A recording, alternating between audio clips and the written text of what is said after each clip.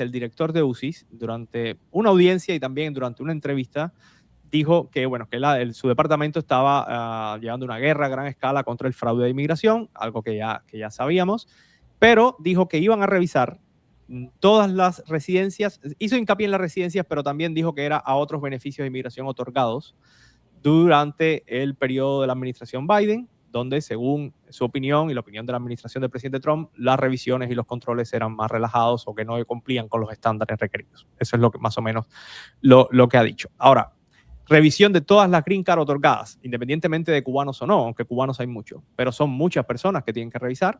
Aparentemente van a utilizar tecnología también para hacer esto, pero como una persona que esté en ese periodo, de afectados, se puede enterar de que lo están revisando o nunca se entera, y si lo notifican, ¿qué debe hacer? De que hay un problema con su green card, por ejemplo. Ok, preguntas muy importantes.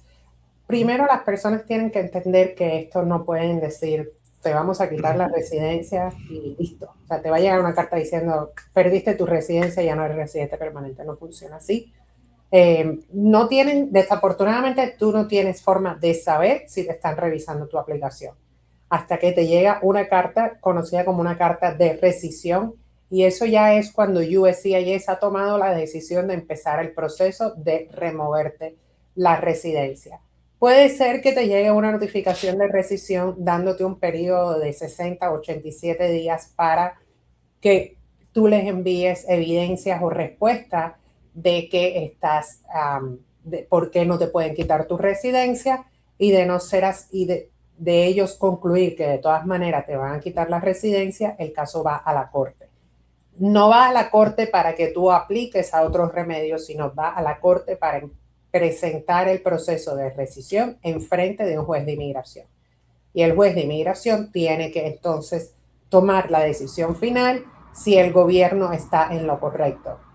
Y esto es algo bien interesante porque el gobierno tiene que someter pruebas para demostrar de que la residencia efectivamente fue otorgada de manera errónea y que la persona no debería haber recibido la residencia porque hubo un fraude. Entonces, si ellos van a decir, te otorgamos la residencia, pero nos dimos cuenta de que aquí hubo un fraude matrimonial, no es con que ellos digan, aquí hubo fraude de matrimonio y listo, te lo vamos a quitar. Tienen que presentar la evidencia de ese fraude. ¿Qué evidencia tú encontraste que por la cual te ha llevado a concluir de que sí hubo ese fraude? Tienen que demostrarlo con un más de 50% de que se cometió el fraude, y ahí es que el juez va a concluir si de hecho tú cometiste fraude o no. Tú tienes también el derecho de presentar pruebas a tu favor para demostrar que el gobierno está en lo incorrecto. Yo, sin dar muchos detalles, porque fue un caso bien difícil, pero hace muchos años tuve un caso donde a la persona le estaban tratando de quitar la residencia y finalmente el caso se ganó porque el gobierno, a pesar de que había hecho muchas alegaciones en contra del cliente, no tenía ninguna prueba para estas alegaciones. Y entonces, al no tener pruebas para estas alegaciones, simplemente estar diciendo, te estoy quitando la residencia porque, vamos a suponer, no fue el caso, pero vamos a suponer que la persona tenía puesto un pullover azul y te estoy quitando la residencia porque en el momento que te hiciste residente tú tenías puesto un pullover azul. El gobierno nunca presentó la prueba de que el cliente efectivamente tenía ese pullover azul puesto en el momento que le dieron la residencia, y por lo tanto el juez dijo, pues no me estás dando pruebas, no le puedo quitar la residencia.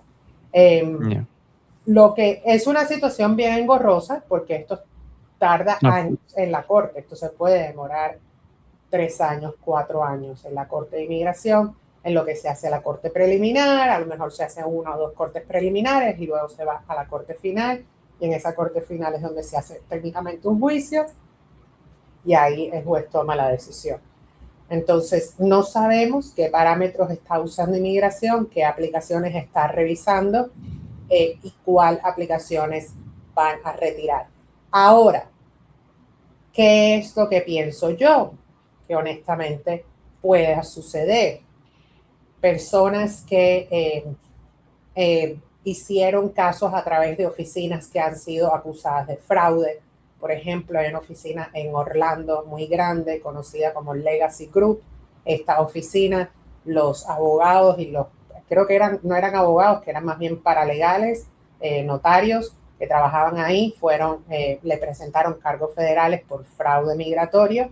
Estas personas presentaban aplicaciones que en algunos casos o en muchos casos eran fraudulentos. Entonces, es probable que inmigración empiece por ahí. Hay muchos, durante esta administración hemos visto muchas oficinas de notarios y oficinas de abogados que eran famosos por presentar, por ejemplo, aplicaciones de VAWA, donde la persona todavía estaba viviendo con el ciudadano americano, no había sufrido ningún tipo de abuso y sin embargo le presentaban estas evidencias, estas aplicaciones de protección por ser víctimas de violencia.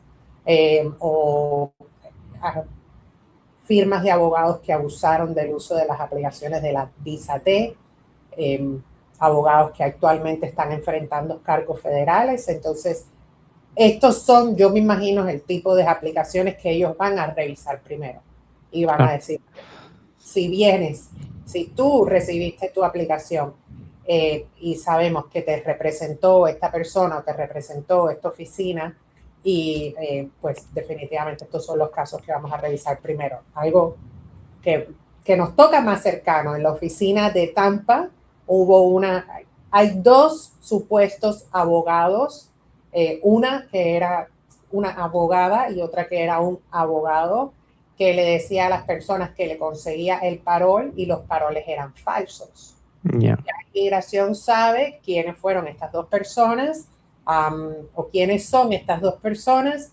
Sé que hay una persona específicamente que ha enfrentado ya cargos federales. Entonces, si esta persona te hizo tu aplicación de residencia o de asilo o tú tuviste un parol a través de esta persona, pues es muy probable que te van a revisar tu aplicación y van a ver, déjame ver si esta persona le demos la residencia con un parol, déjame ver de dónde salió este parol. Entonces, lo cual, Alejandro, al final del día, mira, es correcto. Si tienes que revisar aplicaciones como estas porque vienen de oficinas donde los abogados o los notarios estaban cometiendo fraude, la realidad es que inmigración está haciendo su trabajo y está haciendo correcto. Mi temor con esta decisión o con este anuncio de USCIS es que sucede mucho hoy en día también, que el gobierno tiene como una meta deportar a inmigrantes y han empezado con las personas que no tenían estatus migratorio y ahora están yendo atrás de las personas que tienen estatus migratorio. En el momento que el gobierno, que la administración dice, yo quiero que tú le quites la residencia a 200 personas mensualmente, entonces ahí es donde se pueden empezar a caer en errores, en injusticias, en problemas con la comunidad, donde se pueden revisar aplicaciones o empezarle proceso de rescisión a las personas cuando realmente no se lo tenían que haber hecho. Entonces, ese es más bien el temor que a mí me da con esta noticia, de que sean injustos y le pongan un proceso de quitarle la residencia a personas que realmente no cometieron ningún error y tenían su residencia hecha de manera correcta y fue otorgada de manera correcta. Pero hay que estar listos. Lo importante es que conozcan sus derechos y, ojo, mantengan su dirección actualizada con el sistema de inmigración.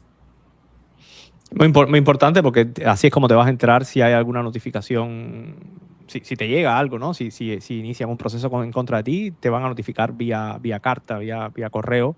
Vía correo. Y claro, y entonces si tu dirección está desactualizada o no tienes todo bien, pues bueno, puedes perderte eso y a lo mejor te enteras mucho más tarde de que te iniciaron este proceso.